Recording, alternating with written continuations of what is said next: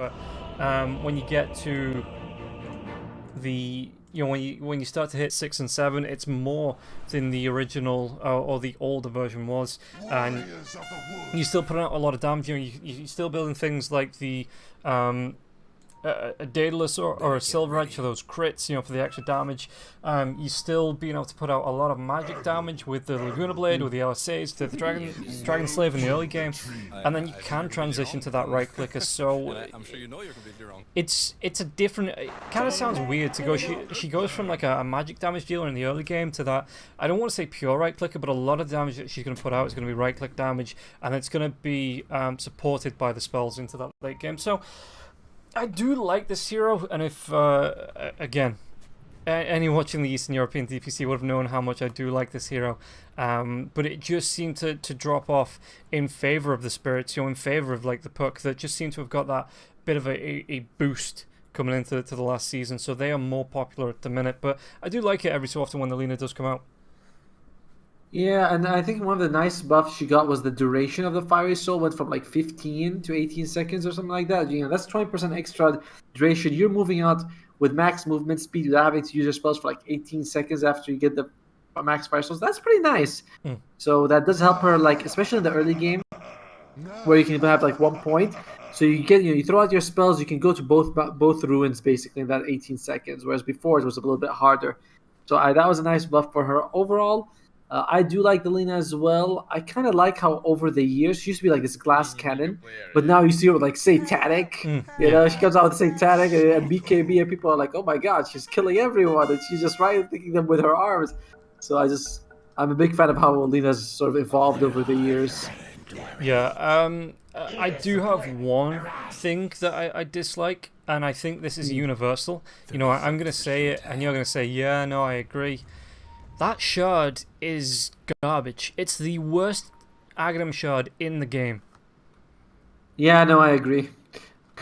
See? I like the old one, the one where you can get the multi Laguna Blade. I'm not saying that was a great one, but it's kind of cool. But what is this? 50 damage for a spell? What kind of garbage is this? Yeah, and you've got to be looking at, again, each Fiery Soul charge, okay, so you're getting close to... 105, I think. Yeah. Close. Yeah, sounds about right. I'm not doing maths. It's too late in the day. It's Sunday. It's 100. It's 105 for sure. Yeah. I'm a math teacher here. I can multiply. Well, I'm gonna. And as my baby proved, I already multiplied once. I have one son, so there you go. But yeah, so an extra 105 damage on the right clicks. Okay, you're gonna have a lot of attack speed. You are gonna be pumping up, but like, so what? Just so what? It's just, I don't know, it's super garbage. I don't like it.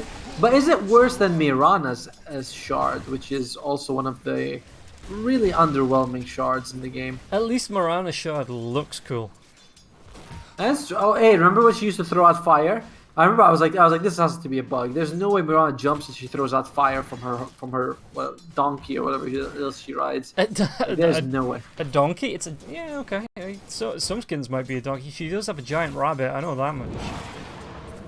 Yeah, all sorts of kids. Anyway, top lane Vazia and Hellscream on the Dawnbreaker as well as the Tikis. This is gonna be interesting. I feel like this is gonna be a big action lane here, where we might see some kills.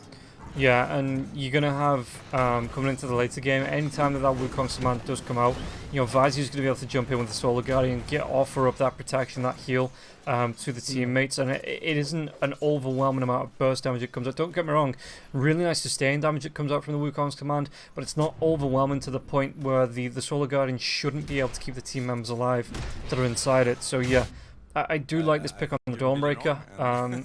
And I'm sure you're completely and it offers an extra little bit of global here with the Nature's Prophet. If you can split the map, maybe pushing out 2 side lanes while the rest of the team defends a mid lane, or even keeps the aggression of the team off.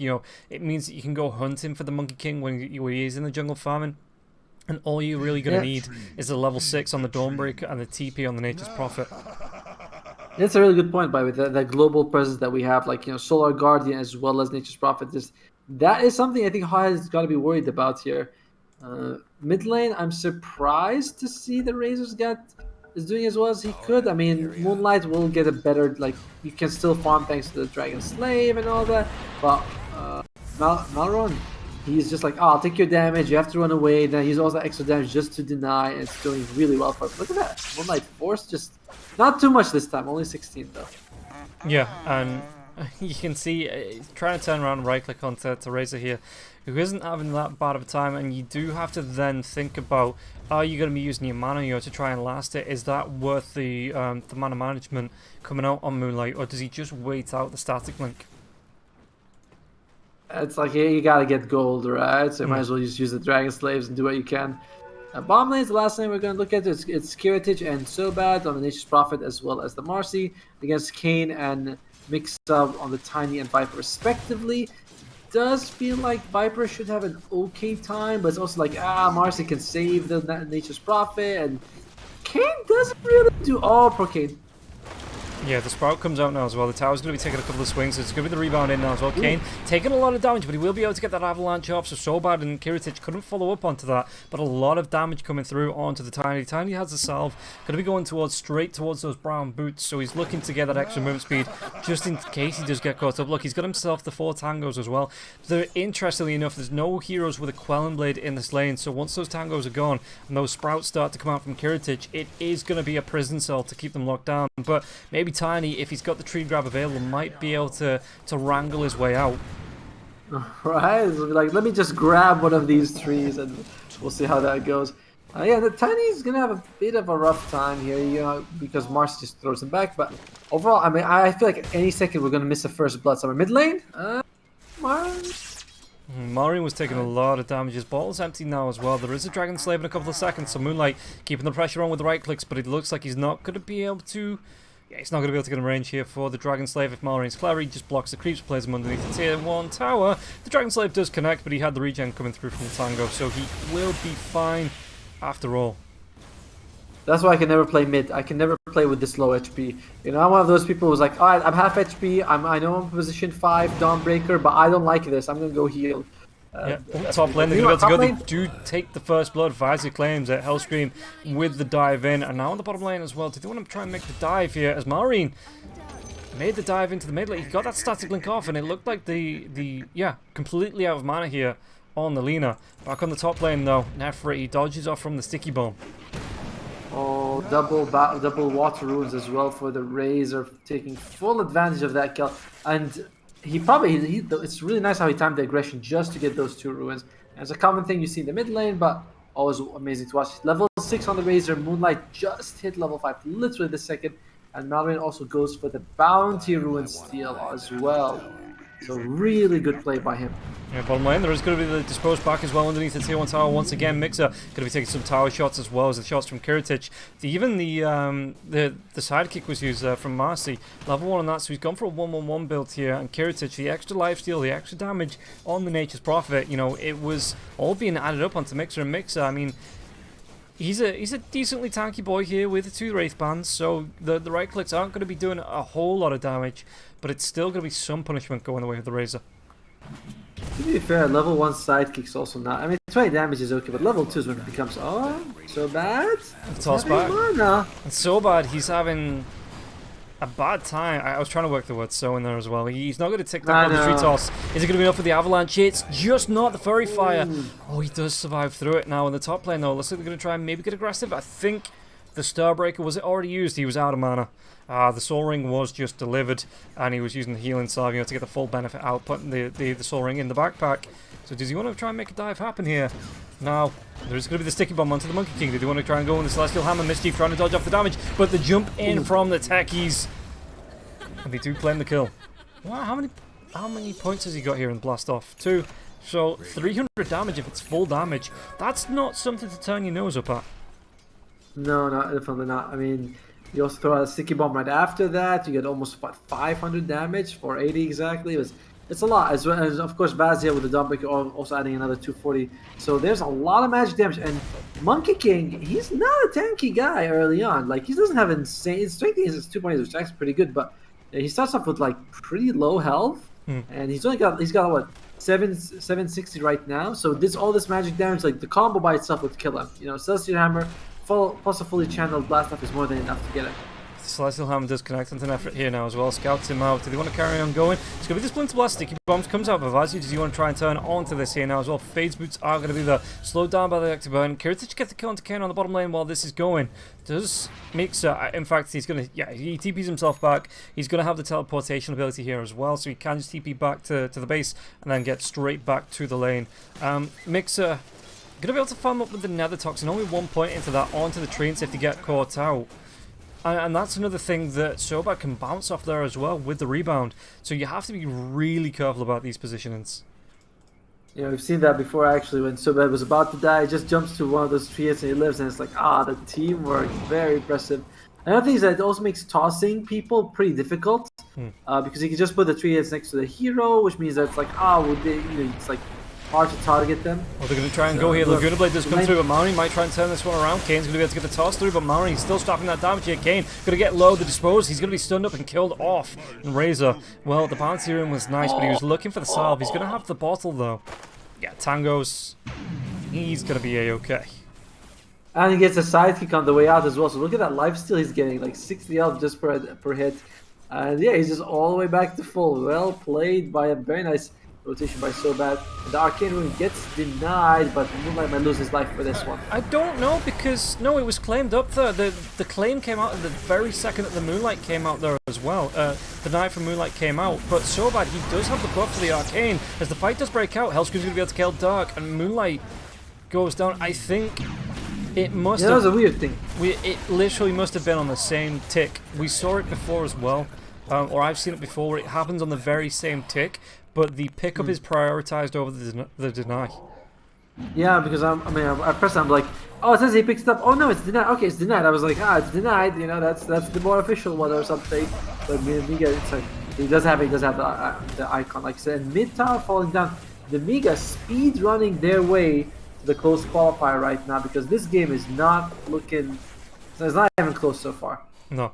7-0 at 9 minutes coming out here for Nemiga. They might even be able to get something more out of this as Kane has to back himself away and back to his side of the map. But in the dire jungle though, they're going to be able to go into just Dark. He tries to break vision. He's going to be able to break with the static link with the flight of the Arctic Burn, and Marin's going to be in trouble. There's going to be 4 heroes rotating in. There's going to be a jump in with the balance strike. Razor Laguna Blade is going to be used. That's going to be the killing spree given over. It wasn't even a full killing spree, but it's going to be going the way of Kane. First kill of the game for Hot Headed, and they get on one of the most farmed heroes they can get on, so it's good for them. Although Malrine maybe a little over aggressive, trying to go for that kill. Either way, it's not the biggest deal. It's fine. These things happen. Hot Headed though feeling a little bit better now after they get this kill. Yeah, I like the build coming through for the Marcy as well. We talked about the sidekick, but usually you do see only 1 point and then maxing out on the dispose and the rebound. But this build here is going for the 3 points into the sidekick. Really wanting to play the sidekick to the rest of his team members, it seems. And it's also really good with like the Dawnbreaker. I believe every hit from Starbreaker gets it, as well as the top bomb lane Mixer. Dispose going to come through onto Mixer now as well. He throws the Viper Strike out, but the Unleash was used here. And yeah, you can see Kiritich, he's just going to trap himself in the trees, TP himself out with a scroll, and then come back to lane. With the teleportation though, the courier will go down, so Sobad, he loses, it's just going to be some utility. TP scroll, clarity I think was there as well, so it's not going to be awful, but your courier is still down for the next minute and a half, which is, it's a pain in the ass. Top lane. Oh, they're going to make a dive. Monkey King, does he have the TP away? He doesn't. Hellscream, he gets the damage though with the red mine. What was he teleporting to? That felt like a very long TP, didn't it? Because like we saw the Hellscream. I mean, I saw the fight like a millisecond before, and I was like, okay, he's like halfway through. That was a very long TP. Yeah, I'm not sure if he was TPing down to the bottom lane to join the rest of his team, but that was a long one. That was definitely a long one. He paid the price for it. 6k advantage for Nemiga. We're halfway through the death spiral where 1k per minute. That's when it's basically unwinnable. Let's wait and see. Monkey King, he's going to go for the Maelstrom. Not just in fighting. He doesn't have the Orb of Corrosion. I mean, obviously he can still fight with the Maelstrom, but this point, he's quite far behind. Like, all of the cores are quite far behind on his side.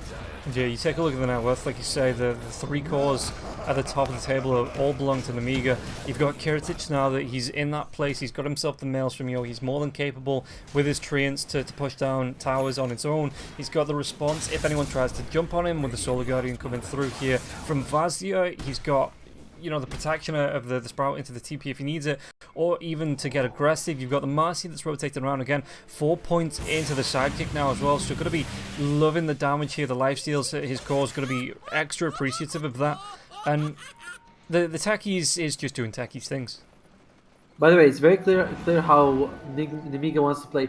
They've only got BKBs on their cores. They want Dawnbreaker building BKB, Vinicius Prophet, Kiritich building BKB. He's got the Maelstrom, and Razor, he's like, I want BKB as well.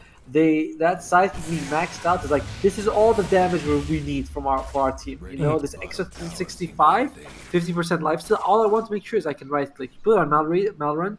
That's incredible for him. So I like it. I like how they're playing this draft so well together. Mid lane, Moonlight, she's gonna be okay. Looks like he'll be fine. Yeah, just backs up. Not sure everyone else is on the side of Nemiga, so you can see them playing it safe here. They're either grouped up in the bottom, or the Monkey King, I mean, he's not even farming. He's just sitting around looking for the creeps to finish off each other, looking for that XP. If he comes down here, oh, he's going to jump down just at the wrong time, and Visor's going to be there. The Celestial Hammer comes, but it doesn't break the tree that he jumps to. Quick fingers. Yeah, and Vazia, he's trying to do his best with the Quelling Blade, but Nefrit already away here. Marine Smoke's going to break from Kane. Don't want to carry on going though. There is going to be a side kick to come through. The avalanche onto Marcy. Is there going to be the toss back? No, he gets that rebound away.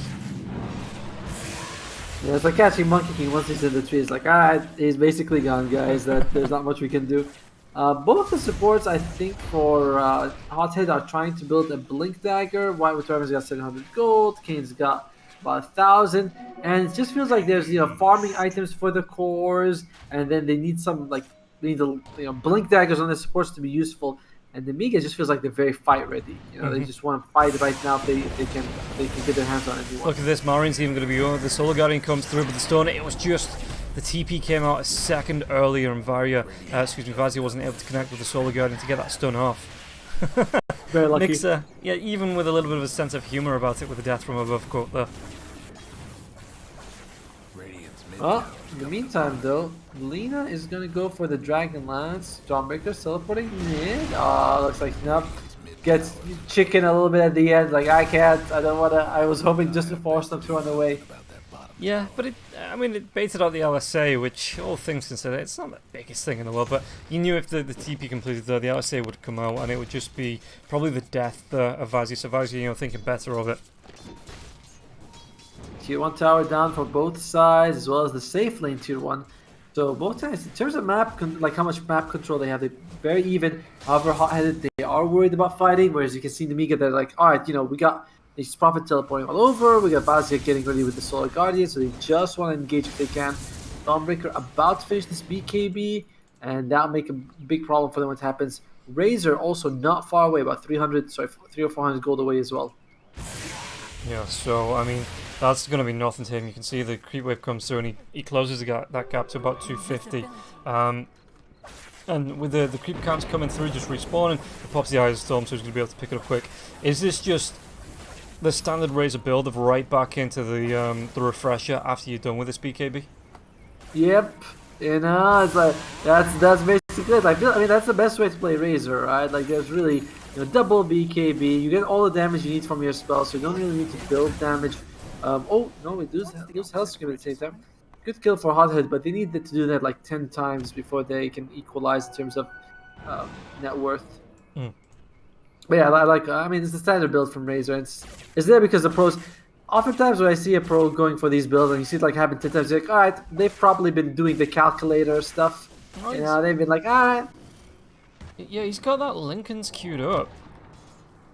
Laguna Blades, Viper Strike, even the Winter's Curse, so there is some massive spells actually there to dodge off with the Lincolns. So yeah, tons of, and it works well with the refresher later on as well, right? You can also refresh the Lincoln Sphere. Yes. I'm not the analyst. Yes, you can. Yes, you can. You can. Yeah, I mean, Yeah. that's why we already know it refreshes BKB. Yeah. So refreshes the Link Sphere as well.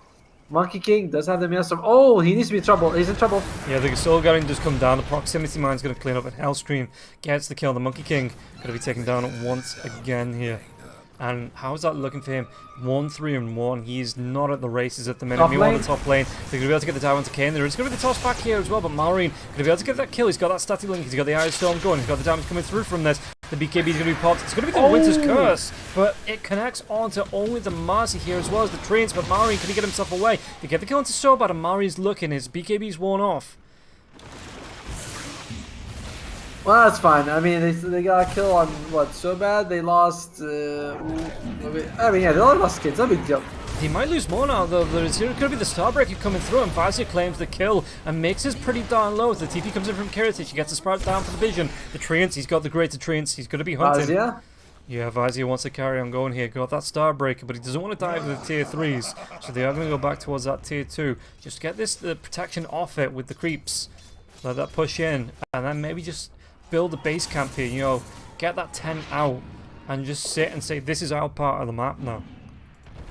Yeah, this BKB build is so strong. Like you have the 3 BKBs. Hothead doesn't want to fight at all, and they use this BKB just to play on the enemy side, make sure they get all the kills all the kills in map control. Dark out Hothead, which they're doing, and the game is getting tougher and tougher for Hotheaded. And it's games like this you say, well, they could split push, and they could with like the Monkey King, but you're up against the Nature's Prophet and the Dawnbreaker. So pushing is not that easy. Dawnbreakers, like you said, Dawnbreaker can push one lane, Nature's Prophet can push one lane, the other 3 can just hold hands, and that's a legit strategy for them. Look at this as well. So bad. He snipes the Haste Rune underneath Moonlight as well, as Dark was close, but yeah, you can see again the Viper. If we take a look at the net worth, the Viper's at the bottom of the core table by about, I mean, let's compare it to the Dawnbreaker, by about 3,000 gold. So it's not one team fight could swing this back in favor here of the side of Hotheads. It's not over by any stretch of the imagination. But Kiritich, he's got that BKB coming through if he wants to buy out the recipe, which he probably does. Yeah, when he TPs, he's going to be going back for that. He's at the top of the net worth, and he's getting around. He's even going to go back for full Melania here, so he wants that extra attack. The damage that comes through the chains, it's going to be bouncing around there with chain lightning. And what can Hot-Headed do here to try and get themselves back in the game? I mean, I guess if you can find a deep ward and you can go fight in that area, that would be pretty good for them. But you look at their warding; they have no vision on the enemy side of the map, and the Nemiga, they are sticking together. Which the 3 that we said would stick together. Not the Nace Problem, not the Razor. So it's hard. Hot-Headed kind of needs to wait for the enemy to make a mistake. You have to just play as well as you can until they make a mistake. Because you're not in a position where you can really make the move. You're too far behind. You have to wait for the enemy to mess up. Yeah, it's not an ideal position. No, well, speaking about messing up here, Kane's going to be going with Malrine. Solar Guardian will be coming in. Kane, does he get the TP out this time? He doesn't. The Solar Guardian, it connects. It came out earlier than the TP.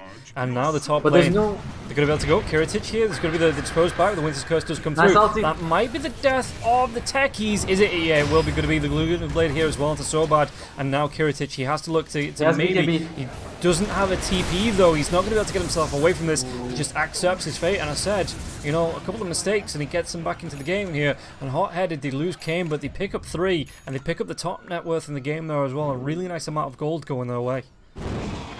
The Dawnbreaker leaving them was kind of a mistake. Yeah, you got the kill on Kane, but it's like, does it matter? Like, you want the kill on Kane, then you leave top lane without a Dawnbreaker. Razor also TP bombs. So it's like that was kind of their mistake. And now Hothead going straight for Roshan.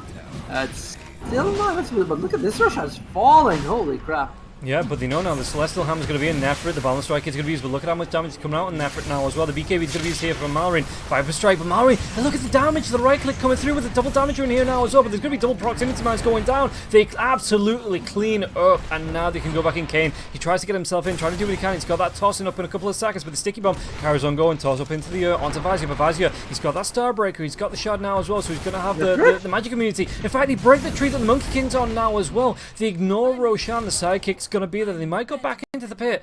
And yeah, the double damage rune coming through onto the Lina with that extra damage onto Marin. He was the only target from about 3 or 4 heroes, but once the rest of the Nemiga got in there, it was just curtains there for the side of Hot-Headed.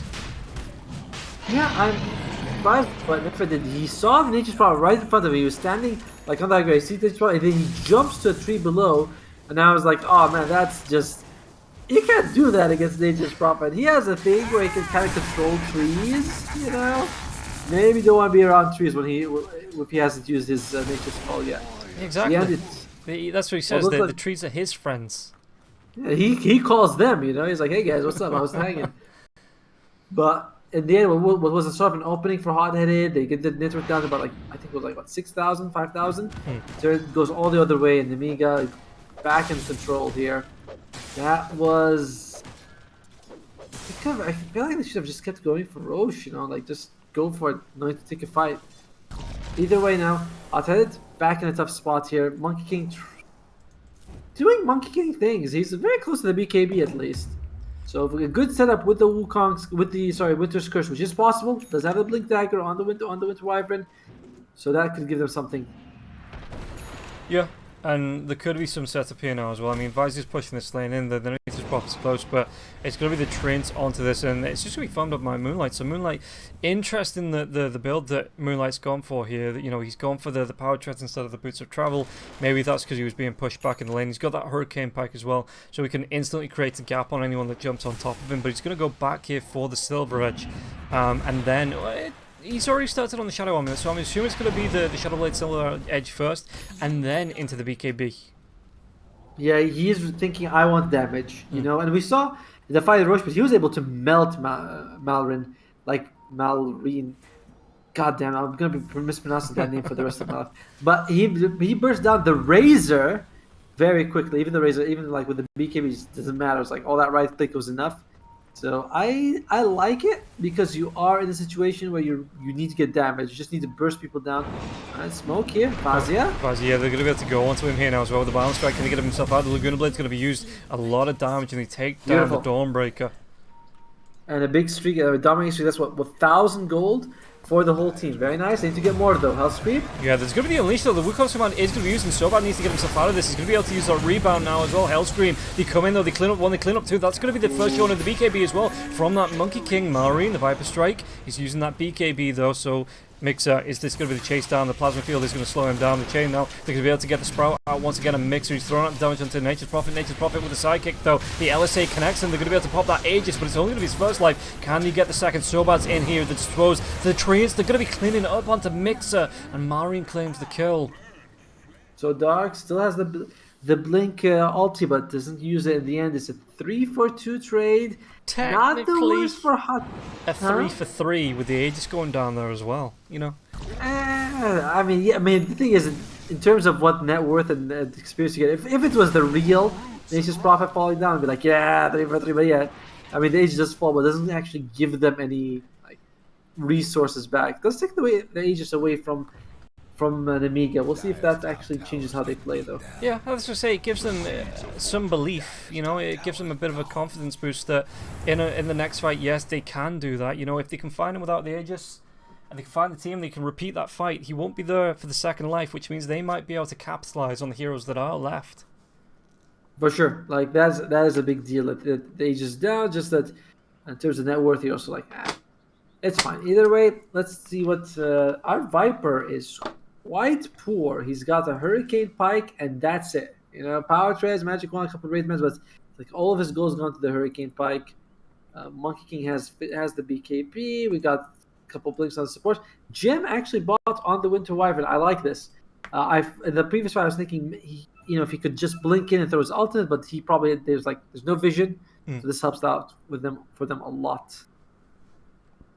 Yeah, and it means he's going to be able to clear up those wards with the new skill that was added as well. Okay, I say new skill. You know, it used to be that you just drop the gem where you wanted to de-ward, and now it has the actual active that gives the range on it as well. All right. Yes. That was thanks to Ponlo, right? He actually tweeted to IceFrog. He's like, "Hey, IceFrog, can you do this? I don't want to drop every time, but can I just use it?" And IceFrog was like, "All right, I'll just give you what you. I love when Ice Rock just does that. You know, someone recommends something, he just does it. I remember at one point people were like, "Can Techi's damage be 251 on the town, not 250?" He's like, "Okay, I'll just put 251." Like I don't really care, you know. I'll just put 251. It used to So be as Ice well. Rock, Rapier used to do 322 damage as well. What damage does Rapier do now? 350. 350, yeah, but it used to be 322, and you know, just for the memes, for the laughs. Yeah, you know, so every patch. Nice move by Kane. Every patch, Darkseer legs nerfed from 111 to like 0.5, 0.7, 0.8. It's like, alright. They're going to be able to get the jump here onto Vazia. Yeah, LSA connects to Laguna Blade now as well. They're going to be able to get the disposal, keeping Vazia healthy. But Vazia, he's just going to have to remove himself from the fight. Solar Guardian won't connect onto anyone. He has to carry on going here. The BKB, Kane in the tree. Celestial Hammer will be used to be able to get the Starbreaker off now as well. Winter's Curse comes out, but Moonlight, he was trapped in the trees. The Winter's Curse doesn't connect onto anyone, so it will have that smaller time on it. So Marin, he carries on chasing down again. The Plasma is going to connect onto Mixer, and now there's going to be the Dispose, the Stun. Okay, the Techies was a little bit off the mark, but he still gets the Sticky Bomb off. Mixer takes so much damage. Hellscream, though, will he tick out to this? He's back into the fountain. He's going to be alive. And this is just not the game we saw in game 1, you know? It was a bold move to go for Dawnbreaker. They almost got it, but afterwards it just went to a disaster. We're not getting any good Winter Curses off this game. I think they really want this Winter Curse into a Wuka, but we just haven't seen it even once. And I think they lost the gym in that fight as well. It is on Vazia, so Guess what's struggling to find a good point. I mean, Moonlight does do a ton of damage. He does have the Chrysalis as well, so he does hit hard. He hits very hard. He's not getting a chance to hit anyone, though. Yeah, I think you kind of have to look at this as well. There is a bit of a, I don't want to say a quality divide, because Hot-Headed are really making a game of it, but, you know, Nemiga again, I keep harping on about this, but they are now a Division 1 team. You know, they came through Division 2, they got that top 2 spot, so they are a Division 1 Eastern European team. They look pretty strong, and the fact that Hot-Headed weren't just immediately run over, you know, they are giving it a go. There's no reason that with a bit more practice, if they stick together, they're going to be able to jump onto Hellscream. Hellscream, though, can he get himself away? The blast off will be used for that extra for distance. But yeah, there's no reason that Hot-Headed, if they stick together, you know, if they make a couple more runs, that they couldn't try out for, you know, more lands, more qualifiers like this. No reason they couldn't get themselves into the DPC next season and make a go of that. You know, it is looking good. Okay, this match particular isn't looking good, but Hot-Headed is looking pretty good for them if they stick together, you know, if they get that practice in. For sure. Like, if people are wondering, like, oh, what's the MMR? These guys, for Hot-Headed, I think 3 of their members are in the top, like, 100 in Eastern Europe, but 2 of them are, like, the top 80. So, and the rest, you know, rank 150, rank 200. Like, these are amazing players. But yeah, Nemiga's just, they have more experience as well. You know, you have to call a spade a spade. They do have more experience on their side than you are. They are, of course, the DPC, you know, tier 1 team. Sorry, Division 1 team. So, going and how they make it this far is very impressive as it is. And we'll see if they can actually go for, like, they can actually win this game. It's looking pretty hard, but a good Winter's Curse could win them a fight outright. Yeah, they're going to be losing another tier 2 tower here. The Treants did take that last tier 2, or the second to last tier 2 in the mid lane, and then obviously Nature's Prophet, he'd have to push him with these Treants, the greater Treants now as well. But Vizio needs to be careful, he's going to be taking some poison attacks, slowed down. Does the Viper want to chase down here? Hurricane Pike's already going to be used here, but there might be the blinking. Yeah, there's going to be the Avatar now onto Vazia, and Vazia has to pop that BKB. There's still a Winter's Curse. You can see Dark, he's waiting for somebody to come and save him. But Vazia, he drops the gem, getting a little bit too aggressive though. Very nice play by Kane. Very nice, just getting that jump in, and like being like, all right, guys, let's do it. That's how you play to win. Although Kane might be losing his life here. Yeah, maybe a little bit too far forward again. Hellscream with the proximity mines. They're even going to be able to fight another Winter Wyvern. He's going to be, yeah, he's going to be taken down. Kiritich claims that kill. They both do have buyback, so if you want to get back into this. No, that's enough for them, I think. Definitely don't want to extend this fight. That ward, very good ward by Nemiga, and I can't think Hot-Headed should have known there would be a ward there. Yeah. You know, it's like, it's a very obvious ward. It's not a ward where it's like, oh my god, who could have put it there? It's like, yeah, that's pretty common. Yeah. And the gem, I think, goes away. I Go right back liked to them. what Dark was doing though when they were going on to Vazia. He wasn't directly doing damage, he was hanging himself behind this tree line, you know. He was playing behind, waiting for somebody to jump in safe so the Winter's Curse could come out. It just so happened that Nemiga was just like, he got himself into it, he can get himself out. It's our fault. Hey. But that is, you know, save. Sometimes you have to know when to do Savior Buddy syndrome. Sometimes you have to be like, yeah, it's your fault, man. I'm not gonna, you know, you put yourself in there, you put yourself out of there. Well, they might be able to jump. They do. They get the disposed out now as well. They unleash into the Solar Guardian onto the Lena Moonlight. He's going to be able to get himself away with the Hurricane Pikes. It is going to be enough distance, but he's still going to be taken down. The Winter's Curse does come through. It's going to be onto the Dawnbreaker, who is a big, tanky, beefy unit to try and get through. The BKB, they work themselves out of the Wukong's command now as well. Mixa, though, the target onto the backlines. Kane's going to be taking a lot of damage from the Techies. Techies gets himself the double kill here. Might carry on going for more, as they do have 4 heroes left up on the side of Nemiga that they can push into. Yeah, you can see the Treants coming through from Kiritich now as well. They want to push this lane in. They want to be getting through Marin. He's got himself the... Actually didn't go back for the refresher on the Razor after the Lincolns. It's going to be the AC. He is done. And he's like, I do not need it. I just go.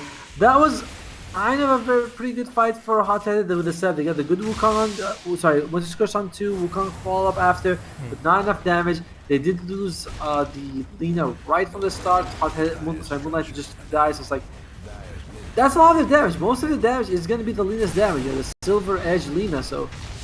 Yeah, you can see the dive in here as well. Vazia wants to go into Dark. Dark's going to try and use the Cold Embrace. Didn't have the damage to take him down though.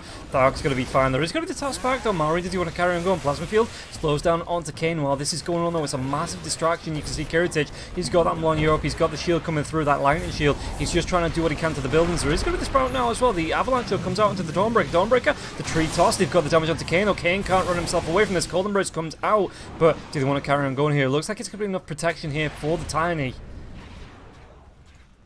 So bad, even tosses Kiritich. She's like, come on, man, get out of there. They might catch us. Yeah, 28,000 net worth. Sorry, net worth advantage. Tough. Once the Moonlight gets the BKB, that'll help a lot. Because, you know, you can just stand and sort of fight, but feels like you need BKB and C tank to actually stand and fight. Like, and that's BKB by itself is just not enough in this game. Yeah. And yeah, you can see he's trying to do his best to push out the lanes as well, but Kiritich is already inside the rush pit. There's a shard here for him. He's already got his. Who's missing a shard? Well, the Marcy, but you can just break it. Yeah, Marcy, but is that shard any good? Pro teams literally prefer to break the item rather than use it. You know, it's like they'd rather literally would not give it to Marcy. We can help her. Let's see it. He gives it to. Is he gonna take it? He is. Okay. Yeah. Is he gonna break it? He's gonna take it. No, he's gonna use it. Yeah. Okay. So he wants the to throw the target. Rebound throw. That's interesting. Not one I've seen. I mean, I know it does, but I've never actually seen it in action do well. Oh, Nefrit. So they're going to jump onto the Monkey King. The Monkey King Solar Guardian's going to come through now as well. But that's going to be, well, Winter's Curse, okay, onto 2. But there is going to be the throw forward here now as well, just to try and close that gap. Even inside the Winter's Curse Moonlight, he's trying to do his best. He's going to be able to get the kill onto Marin, but he will be taken down. You know, back on the Monkey King now as well. The Taser won't connect, but the Blast Off will get on top of the Viper. Viper, proximity mines have been dropped. He's going to pop here. Cold Embrace going to keep him alive, but only for so long as the right click comes out from Kiritich. Might try and trade this one out. The leash will still be there though. They get the kill. And the buyback here from the Razor as well. They're going to be able to get the Starbreaker onto Moonlight, and Moonlight will be dead. That is a dieback. 2 heroes. The TP from Viper. Viper cancelling that one after the buyback, and Kane just having to run himself right back towards his Ancient, to his Fountain now as well. Kiritich, the toss. There's going to be the Avalanche. There will be the toss from Tiny. Tiny's already used his toss. And Kiritich, once again, he's going to be popping the Lightning Shield, but they're just going to be going on to the tier 4s. He has that Aegis. He has his Satanic up in 5 seconds. They get themselves on top of the Viper. Kane's even going to be stunned up now as well. They take down Mixer. 3 dead on the side of Hot-Headed. The Avatos comes out. The GG will be called as 4. Will it be a full team wipe? One more right click. They claim it before the Ancient pops. Yeah, Nemiga, like I say, the Hot-Headed give them 2 great games, but Nemiga would just show